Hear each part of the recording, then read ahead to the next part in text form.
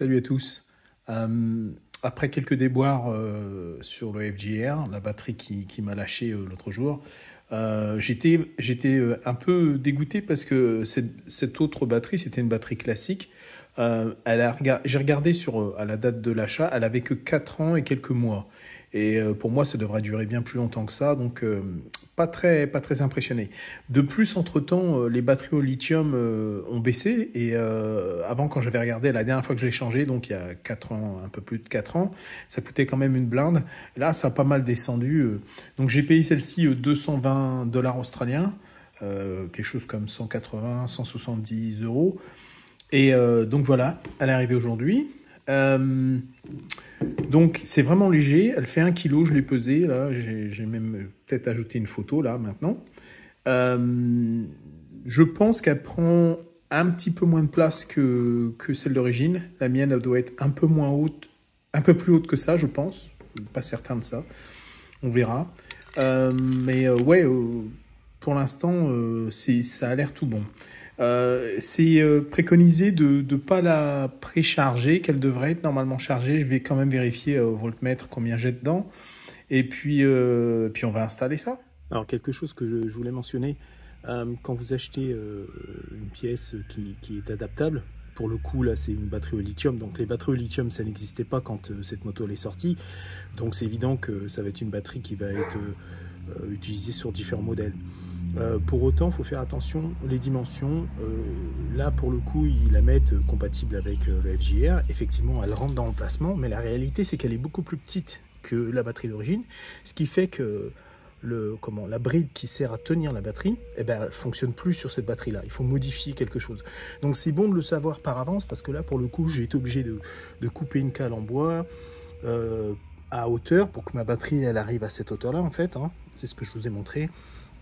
Et ça veut dire que bah, ça fait perdre du temps. Là, je suis en train de la peindre, il faut que ça sèche, etc. Donc c'est toujours des petits détails comme ça auxquels on ne pense pas. Donc il faut faire attention à tout ça.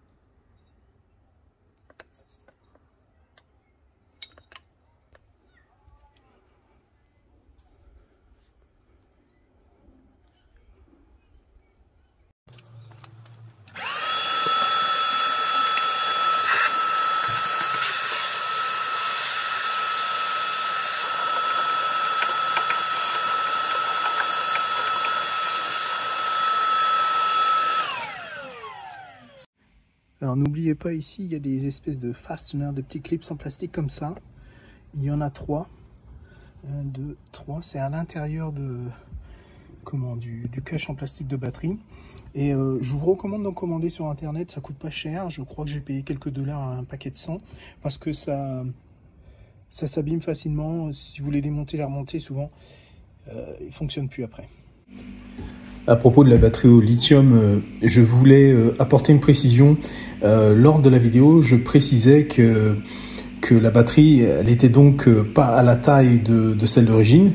Cette nouvelle batterie au lithium, elle était plus petite en taille et que donc elle rentrait dans le logement, mais que la bride qui la tient en position ne permettait pas de la tenir proprement. Il fallait faire une cale. Donc c'est ce que j'ai fait. J'ai fait une cale en bois. Je vous montre ça sur la vidéo avec du caoutchouc dessus. Et voilà, impeccable. Sauf que depuis, quand je me suis apprêté à jeter la boîte, je me suis aperçu que c'est comme le port-salut, c'est écrit dessus, je vais vous le montrer, batterie, et en dessous spacer, en fait des cales. Donc la batterie, elle venait bien avec des cales, 2 types de cales, donc je vous les montre. Donc c'est pas mal, mais toutefois, je voulais quand même dire que moi j'ai pris les mensurations et il m'a fallu faire une cale de 35 mm. Donc là il y en a une de 25, il y en a une de 15, ni l'une ni l'autre ne correspondait et les deux ça aurait fait trop. Mais disons qu'il y avait quand même des cales dedans. Je tenais à le signaler parce que je suis plutôt content de la batterie et ça c'est de ma faute, j'avais pas prêté attention. Voilà.